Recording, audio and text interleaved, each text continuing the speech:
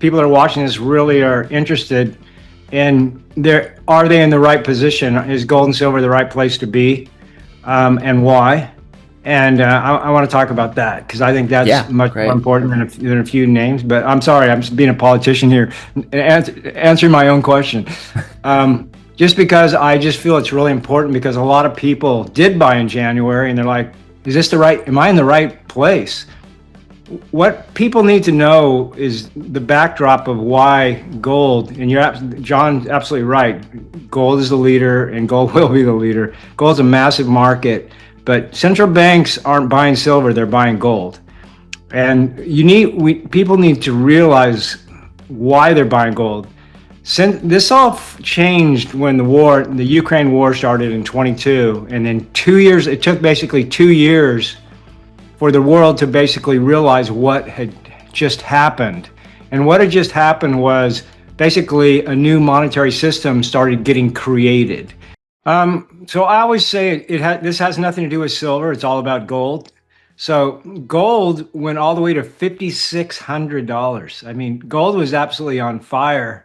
Gold had to correct. I mean, it was going straight up, and there really was no rhyme or reason for it.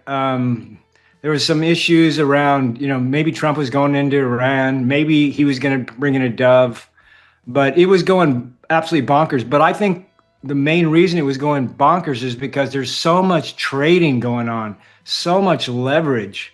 People cannot get enough of it. They love to trade. They love to use margin. And so gold got pushed all the way up to 5,600 last week. We had 2% days. It was going absolutely nuts. So and Friday was the Friday close. So it was a combination of these factors of massive leverage and Friday close. And he picked up a bit of a hawk with Warsh. It was kind of, all these issues came together, but in tandem with that, I think something we can't prove is that there was something, there were some players behind the scene that wanted gold and silver to go lower. So gold, it's off 20%. It was, the high was 5,600 and it traded down to 4,400. $800 move in 2 days, Friday and Monday, down 21%. And silver is more volatile. And so silver was up 200%. It was at $35 the first week of August. So it was up 200%. So it went down 41%. But what people need to realize here is that what drove gold and silver up, the fundamentals haven't changed.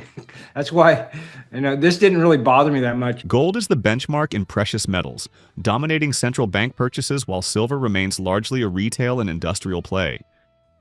The rise of gold reflects deeper systemic shifts. The Ukraine war triggered a 2-year reconfiguration of global trade, pushing Russia into alliances with China under the VRIC framework. This realignment challenged the US dollar's dominance, revealing cracks in America's ability to finance its standard of living through debt. Gold's surge is intertwined with these global monetary changes, signaling rising demand for safe haven assets as traditional financial structures face pressure. Investors are beginning to see gold as a hedge, not speculation. For the year, gold started the year at 43.50, and we're at 46.50, so basically about 10% up. Silver started the year at 70. You mentioned it at 79. That's over 10% up for the year. And the HUI started the year at 700, is at 768. Again, up 10% for the year. And Newmont, one last number, started the year at 100, and it's at 111, up 10% for the year. So if you didn't buy stocks in January, you're up 10%, which is a pretty good month. Plus, all the fundamentals are still in place. But a lot of this big, massive correction was the traders took it on the chin, and people that got, and I told people, if you're going to buy a bull market and you're going to buy, a trending market, buy a lot of Band-Aids because you're going to get some knife cuts. So there's a lot of people that bought this month that have paper losses. But on the whole, I'm pretty happy to the start of the year. I'm actually more bullish this year than I was last year. I say the winds that are back, and people are like, how can the wind be are back? Well, we're up 10% and we still have the fundamentals. I'm going to be a politician here and punt that question because I think the readers, people that are watching this really are interested And are they in the right position? Is gold and silver the right place to be, and why? And I want to talk about that because I think that's Yeah, much more great. important than a few names. But I'm sorry, I'm just being a politician here, answering my own question. Just because I just feel it's really important because a lot of people did buy in January and they're like, is this the right, am I in the right place? What people need to know is the backdrop of why gold, and John's absolutely right. Gold is the leader and gold will be the leader. Gold's a massive market, but central banks aren't buying silver, they're buying gold. And people need to realize why they're buying gold. Since this all changed when the Ukraine war started in 22, and then 2 years, it took basically 2 years for the world to basically realize what had just happened. And what had just happened was basically a new monetary system started getting created. Despite record highs in the S&P 500, underlying economic conditions are precarious. The U.S. standard of living has long relied on borrowing and inflating debt abroad. With interest rates rising and fiscal pressures mounting, covering social programs, defense, and transfer payments, this model is straining. Mainstream media often equates stock market performance with economic health, but GDP and equity valuations tell different stories. Analysts anticipate the market may plateau, entering a narrow trading range before gradually declining. These dynamics are creating a supportive environment for gold, as investors seek stability while the U.S. debt system faces growing scrutiny. That new monetary system, so the BRICS was the only international trade platform available globally. It was the only one. So when they kicked Russia out, Russia basically had to figure out a way. Okay, we need another way. So they're part of the BRICS. So they went over to China and said, "Hey, we need your help." And Xi said, "Okay, let's be friends. Let's work together here." And so it took about 2 years, and then in February of 24, exactly 2 years later, gold broke out from 2,000 and went up $3,500. And it's all because of this new monetary system. In tandem with the U.S. economy no longer, and Ray Dalio goes over this really eloquently, he does a really good job. The U.S. economy no longer can rely on its debt markets to basically subsidize its standard of living. So our standard of living has went up on the backs of foreigners. So we basically export inflated currency where their bonds lose money, and we benefit from that, and we use that to have these huge deficits that we roll it over and over again to subsidize our standard of living. That is breaking. Wall Street today, we hit an all-time high today. So it's Monday, February 2nd. We hit an all-time high today in the S&P 500. We're trading 69.80, and the all-time high was 69.6. All-time high. And the economy is actually in dire straits. It's literally like one Jenga peg away from falling on its face. I'm calling this year the last year of American greatness. And by the end of this year, everybody will see exactly what I was talking about. Because once we lose our ability to borrow money, and we need the ability to borrow what we need. We need ability for all these transfer payments. Silver is poised for dramatic gains, potentially reaching $150, $175 per ounce this year. Volatility can be intense, but smart investors recognize opportunities. Leading silver producers like Hecla, Pan American, First Majestic, and Endeavor offer exposure to this upside. Even smaller players such as Aveno present high growth potential despite limited production. By strategically averaging into positions, buying on dips, investors can mitigate risk while participating in silver's upside.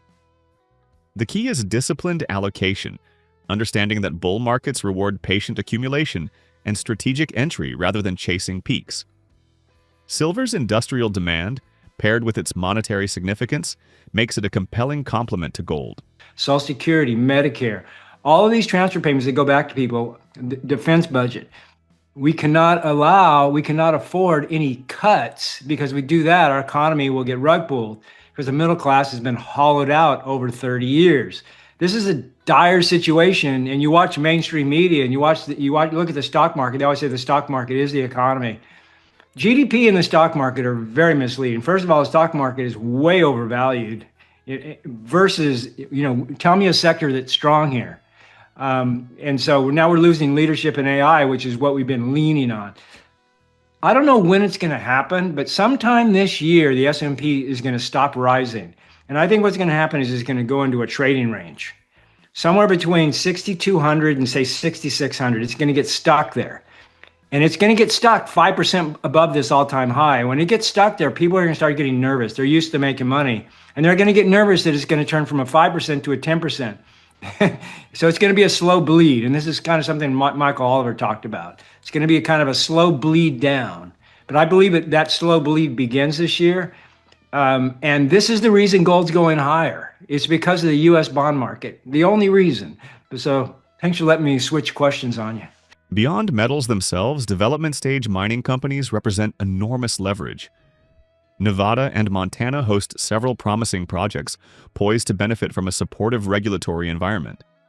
Companies like Go Gold, Discovery, Silverstorm, and Abra Silver are preparing to expand production, while Nevada-focused projects like Lahan Gold, P2 Gold, and Western Resources may advance rapidly under strategic asset incentives.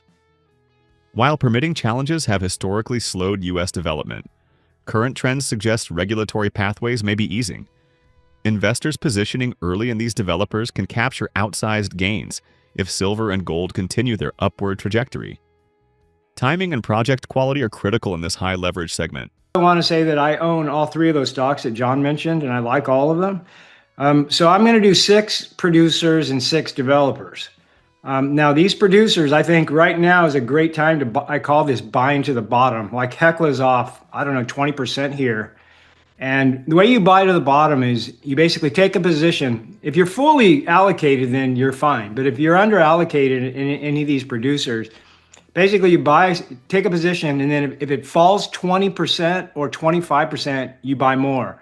But falls another 20 to 25, you buy more. Chances are it's not going to drop 50% from here, but you're probably going to get at least one more buy to the bottom. Okay, so the 6 are, they're all silver names, by the way, because I think silver is going to go to 150 to 175 this year. So that's a massive move in silver. And if it happens, these miners are going to just do unbelievably well. So start with Coeur, and then Coeur and Hecla are kind of at the top of the list. Then Pan American and First Majestic, and then Endeavor. Now, those are my top 5 silver names. Those are I call them my Mormon list. You can marry all of them. And then the 6th one is Avino, which it's not quite big enough to join the Mormons list. She's still about 17. She's not quite a big enough stock. She only mines about 3.5 million ounces a year, but she's very pretty, but she's not quite old enough yet. All right, so the 6 developers, these are the 6 big development projects that are out there. Go Gold, Discovery, they have the Cordero project. They're a producer, but Cordero's development. Aya, they're a producer, but Boumadine development. Then Vizsla, and then Silverstorm, they're getting ready to go into production, but their San Diego project is the development. And the last one is Abra Silver, and I'm hoping that they build it and they don't sell it. So thanks for that. 2026 presents a unique convergence of opportunity and caution for precious metals investors. Macro trends favor gold as a hedge against global monetary shifts, while silver offers amplified upside through both industrial demand and speculative growth. Smart strategies involve combining bullion holdings with selective equity exposure to producers and developers. Monitoring geopolitical events, central bank actions, and U.S. debt dynamics is essential for timing allocations. Investors who approach with patience, discipline, and strategic scaling can navigate volatility successfully. The metals market is not just about gains, it's about positioning for the structural changes reshaping global finance and wealth preservation. I have 7 names that I jotted down that I think will all benefit from this. There's 3 gold development projects in Nevada that definitely are going to benefit. You have Lahan Gold, P2 Gold, and Western Resources. Those 3 are all very similar open pit gold projects that are likely, have an easier way to get permitted. Then you have BlackRock Silver, which is another development John brought up. And then Silver One, which is also in Nevada. So that's 5 projects in Nevada that all basically are going to benefit in a big way if this stays. The current, what the U.S. government is doing right now, calling these strategic assets, if that maintains for the rest of the decade, these companies have no problem permitting these projects. Normally, you don't have problems anyway in Nevada. I can't recall where Nevada basically said no, no, no, or the federal government, jumped in and said no, no, no. The last one that I'll mention is Hecla mining. So Hecla, they have two projects in Idaho. Excuse me. Is it in Idaho? No, Montana. Excuse me. In Montana, that they've been unbelievably. It took them. This is how crazy the environmental resistance has been in this country. They've been trying to get drilling permits for their large Libby project. Now, this project already has like 200 million ounces of silver already. And they've been trying to get additional drill permits just to drill some more on this property. They've been waiting 4 years. That's how difficult it's been in this. The U.S. has not been a mining-friendly country. It really hasn't. I mean, they bought that project. They bought both of those projects years ago with the Montanore project from Mines Management, and then the Rock Creek project from Rivette. They bought those two projects. They have not been able to advance them because of permit resistance. It's been hard to permit in this country. And so now it seems like things are really turning to turn here. So it's definitely good. Let's see how long it lasts. Now, like right now, one key area to watch is Arizona and their copper mines. There's been some copper mines down there that are beautiful copper mines that have the U.S. government. It hasn't been the state of Arizona. U.S. government basically said, no, you're not building that. They basically have preventing been preventing these copper projects. But it might be the state, because I remember when Trump tried to fast track these projects, this one big copper project that's been on hold for years. The Trump administration just doesn't really have the ability to green light it per se, but they basically are trying to help them, doing what they can. I forget who owns it, but it's a really big copper. There's several big copper projects in Arizona that have been difficult to permit, like that Libby project in Montana.